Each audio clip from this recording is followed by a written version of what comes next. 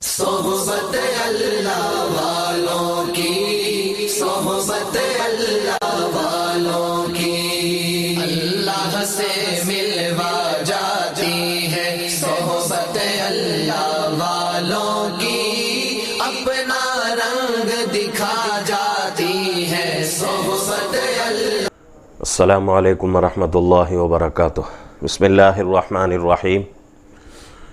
मुहतरम नाज़रीन, एक ज़रूरी मसले की वजाहत करना चाहता हूँ।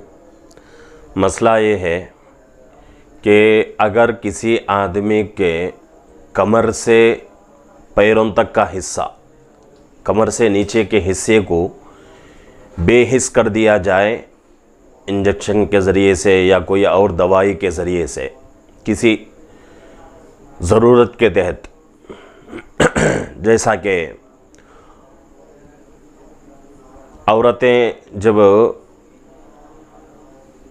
डिलीवरी का वक्त क़रीब आता है और किसी का जो है नॉर्मल डिलीवरी नहीं होती, उनको सिज़रिन किया जाता है, तो ऐसी औरतों को रीढ़ की हड्डी में एक इंजेक्शन दिया जाता है जिसकी वजह से बदन बेहिस हो जाता है।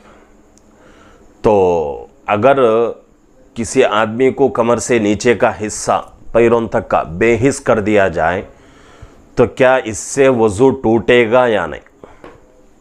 तो इसके बारे में फ़ुक़हा फरमाते हैं कि भाई ना, वज़ू को तोड़ने वाली चीज़ों में ये भी शामिल है कि आदमी का बेहोश हो जाना, गशी खा जाना, पागल हो जाना, मजनून दीवाना हो जाना, ये तमाम चीज़ें वज़ू को तोड़ने वाली हैं।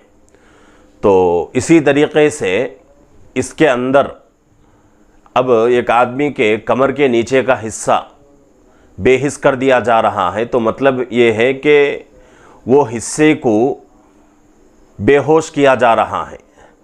तो बेहोशी जो है नाक़िज़े वज़ू है, तो बेहिस अगर किसी को कर दिया जाए तो इससे वज़ू टूट जाएगा। और इसी हालत में जब होश आए तो अगर वो नमाज़ पढ़ना चाहे तो बग़ैर वज़ू के नमाज नहीं पढ़ सकता। उसके लिए ज़रूरी है कि वह आदमी वज़ू करे ताज़ा, उसके बाद नमाज़ पढ़े।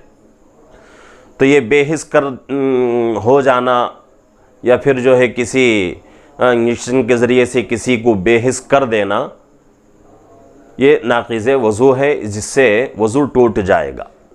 तो ये मसले की वजाहत करने का था। मैंने आप ज़रात से इसका तज़किरा कर दिया है।